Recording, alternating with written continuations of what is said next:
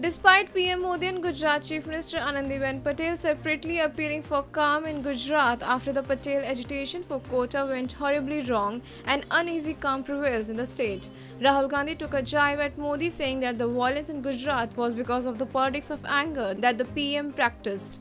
A comment which was trashed by the BJP speaking to Ananias in the week's interview of the week. Congressman Randeep Singh Surjewala has said that fact of the matter is that the violence exposes the hollowness of the Gujarat model. The Gujarat High Court has already issued notices to Ahmedabad police to probe police excess on the Patel community. Nearly 10 people have died, including a policeman. 11 columns of the army have been deployed in Ahmedabad and 3 other cities, Surat, Rajkot and Mehsana, to help restore law and order. Thursday night onwards, things are gradually moving towards normalcy. 53 companies of paramilitary forces have also been deployed. The Patels have called on farmers of the community to cut supply of milk and vegetables to cities to register their protest. Internet on mobile remains suspended. Gujarat violence exposes the hollowness of Gujarat model of development espoused by Shri Narendra Modi.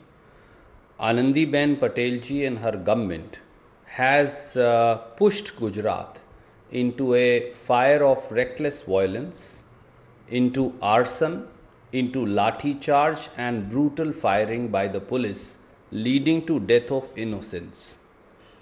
Questions that arises, what is the reason thereof, that Modi ji and Anandiben ji need to answer. Is this the truth of Gujarat model, where anarchy, where hunger, where unemployment, where discrimination, where regionalism, they rule the roost and are sitting on a keg of powder just waiting for a spark to happen, which happened recently? Is lathi charging your own residents, is firing by police in such a brutal fashion, is breaking people's houses, doors and pulling youth out and beating them up a solution in a democratic setup?